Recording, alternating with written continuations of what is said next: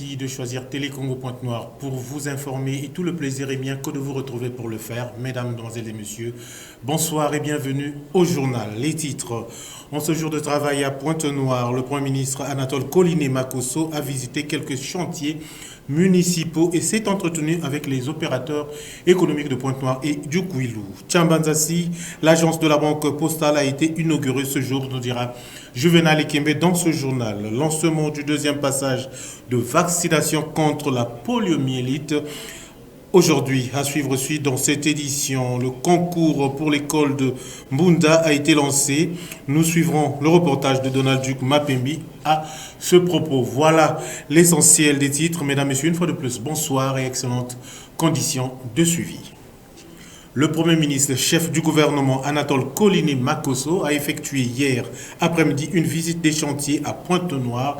Question de se rendre compte de l'évolution des travaux. Il s'est agi de la visite du Grand Marché de Pointe-Noire, l'hôpital général de Patra et le port autonome de Pointe-Noire, ainsi que les voies en pavé du quartier Mboukou. Reportage de Gaëtan Freddy Mienade.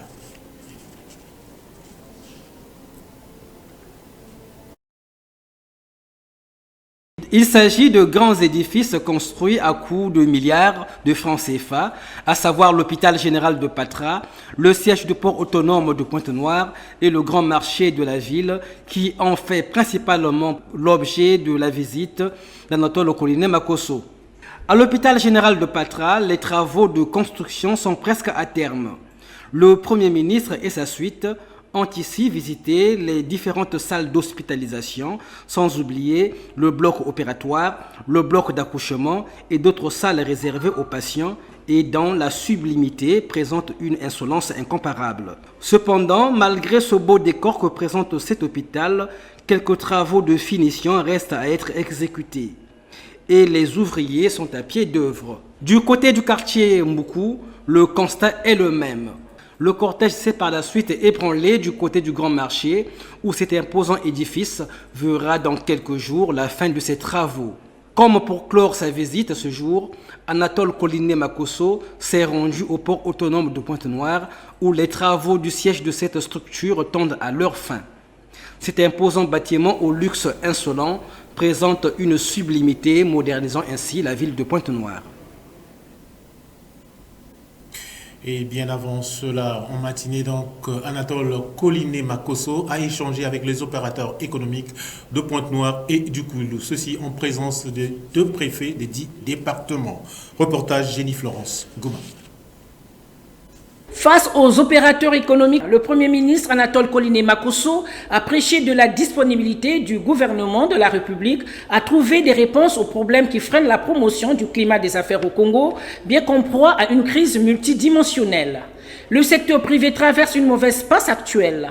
Pour être du rendez-vous de la relance après la dépression de la Covid-19, le secteur privé se doit de passer de la clameur à la dénonciation afin que soient levés les obstacles qui entravent le développement de leurs entreprises.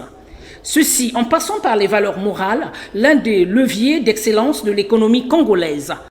Les préoccupations qui sont les vôtres ont porté sur la multiplicité, la superposition des contrôles administratifs, la création des frais illégaux. C'est tout ça que j'ai mis dans le cadre de la crise morale qui affecte l'amélioration du climat des affaires. Quel accompagnement pour les entreprises? Oui, surtout à la faveur de la période Covid. Les entreprises sont accompagnées. Sans doute parce que nous ne savons pas communiquer sur ce que nous faisons et sur les avancées. Sans prétendre à l'exhaustivité, les avancées enregistrées sur ce point rendent encore urgent l'impératif d'une grande accélération, a souligné la communauté des affaires. Pour s'assurer de l'effectivité de cette politique, nous suggérons la mise en place d'une autorité de régulation du contenu local à gestion tripartite, pouvoir public, secteur privé et société civile.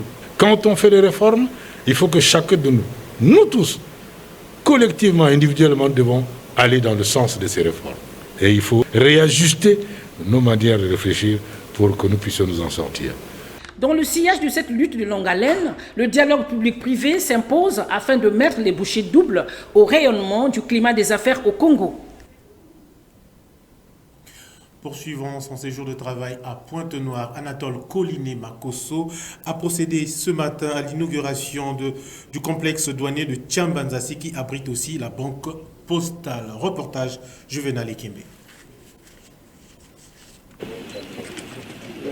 La coupure du ruban symbolique par le Premier ministre Anatole Coliné Makosso marque l'inauguration du complexe douanier de Tchambanzassi.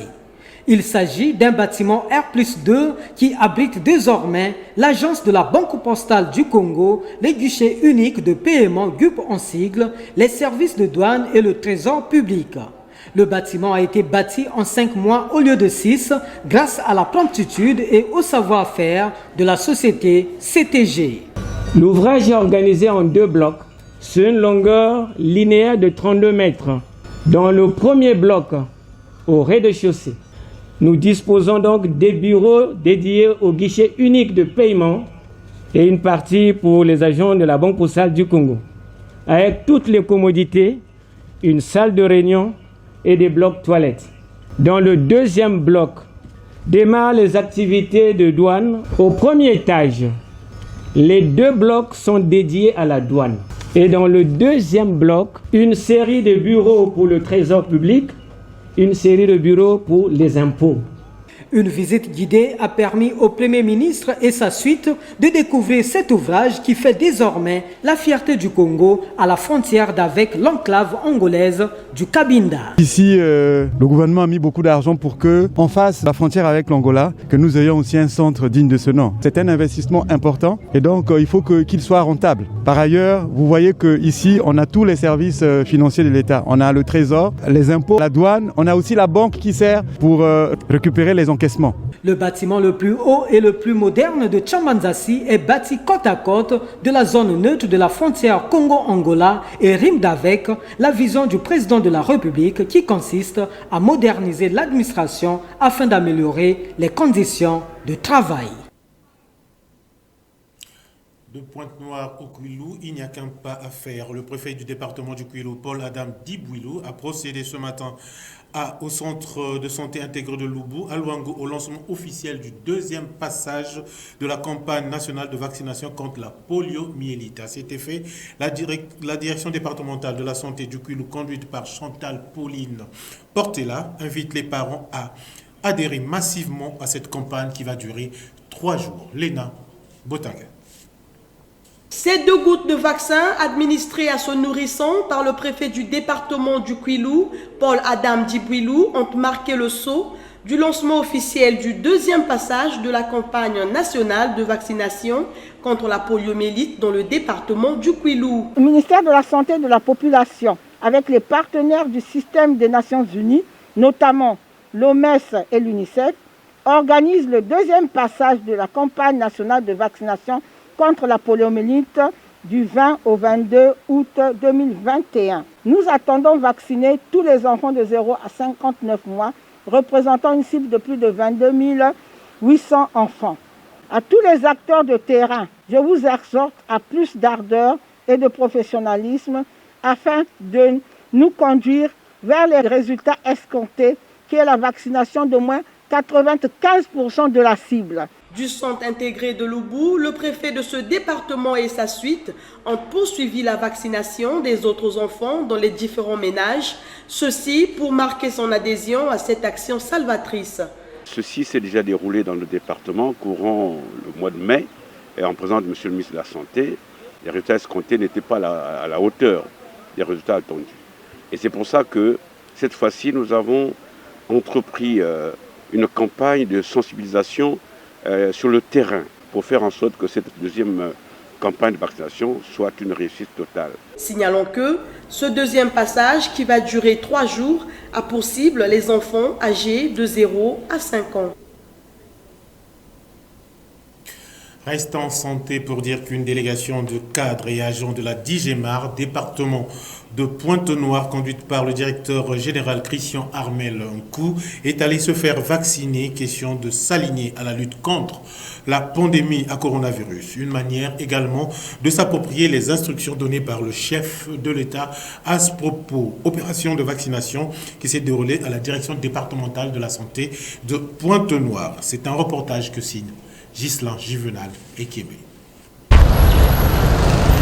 C'est pour s'arrimer à la bataille Covid-19 que livre le gouvernement de la République plongé dans une crise sanitaire qui en est à son 24e état d'urgence et pour répondre favorablement présent à l'appel lancé par le chef de l'État, Denis Sassou Nguesso, en ce qui concerne l'adhésion massive à la vaccination contre la pandémie à coronavirus, que cette forte délégation de cadres et agents de la DIGEMAR, conduite par le directeur général Christian Armel Nkou, a jugé bon d'aller ensemble se faire vacciner en toute liberté et quiétude. Après observation des étapes à franchir pour une bonne préparation morale, Christian Armel Nkou et ses collaborateurs immédiats sont passés à l'acte de vaccination.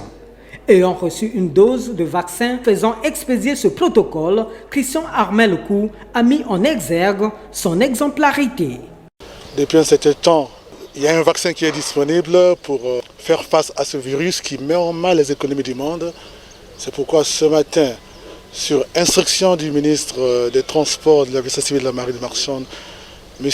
Jean-Marc Tisté-Tikaya, qui a demandé aux responsables des structures d'encourager les agents à se faire vacciner. C'est pourquoi, pour obéir à cette instruction du ministre, ce matin, je me suis fait accompagner de tous mes collaborateurs ici à la DDS pour se faire vacciner contre le coronavirus. Et je tiens à signaler que la vaccination n'est pas obligatoire. Alors, il y a deux choses. Soit vous vous faites vacciner, soit chaque semaine, vous devez présenter un test PCR négatif pour venir travailler. À l'image de la DIGEMAR, bien d'autres administrations publiques, voire privées de la place, sont invitées à emboîter le pas. Réception provisoire hier après-midi du nouveau siège du Conseil congolais des chargeurs. C'était sous forme de visite guidée en présence du directeur de cabinet du ministre en charge des transports de cet ouvrage construit en plein centre de la ville Océane, nous dit Huguette Espérance Akira. C'est un imposant édifice en deux modules R+1 et R+9 d'une architecture moderne et très adaptée qui attend de recevoir les cadres et agents du Conseil congolais des chargeurs. La réception provisoire du nouveau siège du Conseil congolais des chargeurs s'est déroulée sur fond de signature du procès verbal de la dite réception provisoire peu avant la visite guidée du directeur de cabinet du ministre des Transports en présence de toutes les parties impliquées dans la construction de cet ouvrage. Le travail était bien fait, le bâtiment il est bien fait. Nous avons écouté le technicien, l'architecte et les techniciens qui nous ont rassuré que c'est fait selon les règles de l'art. Et c'est lorsqu'on arrivera à terme de cette période de provisoire qu'on dira qu'on est satisfait totalement. Niveau par niveau et dans tous ses contours, l'ouvrage a été scruté avec minutie et la visite aura ainsi permis à tous d'apprécier la forme et le contenu. Puisque nous avons opté pour revenir à nos missions originelles, donc nous avons un cadre qui nous permettra finalement de bien échanger avec toutes les structures qui travaillent dans le cadre de l'encadrement du trafic au niveau multimodal. Et donc c'est pour nous effectivement une grande joie. Et le directeur technique qui a suivi de près l'évolution des travaux ne s'est pas trompé d'appréciation technique. L'immeuble est là, les conditions sont vraiment meilleures que là où on était. On était locataire pendant 21 ans. Pour une entreprise comme la nôtre, le Conseil congolais des chargeurs, qui a des grandes missions dans le secteur des transports, je crois que c'est pour nous une bonne chose que nous soyons aussi dans les bonnes conditions de travail. Tout compte fait et malgré les observations formulées à l'entreprise CSCEC, maître d'ouvrage, le nouveau siège du Conseil congolais des chargeurs rivalise d'avec d'autres sièges à Pointe-Noire. Éducation scolaire à présent. Le concours d'entrée au lycée d'excellence du Congo a été lancé aujourd'hui dans le département du Kwilu par le préfet Paul Adam Dibouilou. C'est un projet du président de la République qui vise à donner une chance à l'élite de la nation. C'est un reportage de Donald Duc Mapébi.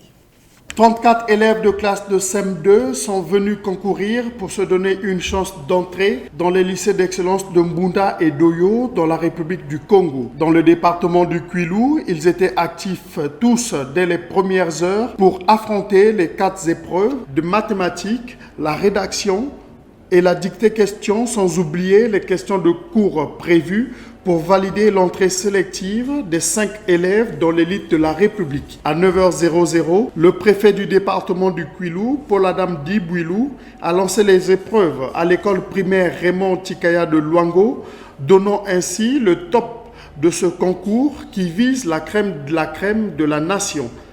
Au sortir de cette dernière, l'autorité préfectorale, accompagnée par Pierre Kali Bitini, directeur départemental de l'enseignement du Kwilu, a dit son satisfait. D'abord, il faut remercier le gouvernement de la République qui, bon an mal an, a réalisé le pari cette année, disons, que tous les examens d'État, les examens et concours puissent se passer sereinement, dans un bon climat de paix et de sérénité.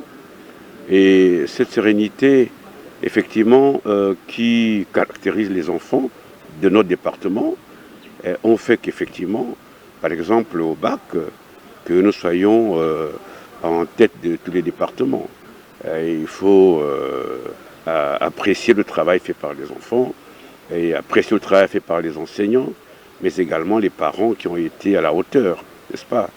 C'est dire que ce matin, c'est un sentiment, j'allais dire, de sérénité, peut-être aussi de joie. Les épreuves lancées, les candidats ont eu la journée pour faire valoir leurs capacités intellectuelles pour se retrouver dans ces établissements où ils seront totalement à la charge de l'État pour le reste de leur cursus scolaire. Après 2 années au bas de l'échelle, le département du Kwilu est sorti premier au baccalauréat général, session de juillet 2021. Le directeur départemental de l'enseignement général au Kwilu, Pierre Kali Bitini, a livré ses impressions et a donné les secrets de ce succès. C'était au micro de Donald Duc Mapébi. C'est avec un sentiment de pleine satisfaction que nous avons accueilli cette nouvelle. Le département du Kwilu sort d'un gouffre que vous êtes sans ignorer que l'année 2019, nous étions sortis avant-dernier au plan national. L'année 2020, nous sommes sortis dernier et nous avons bataillé dur ces 3 dernières années pour essayer de relever le niveau. Voilà pourquoi nous avons obtenu ces résultats améliorés. Nos vives félicitations aux lauréats.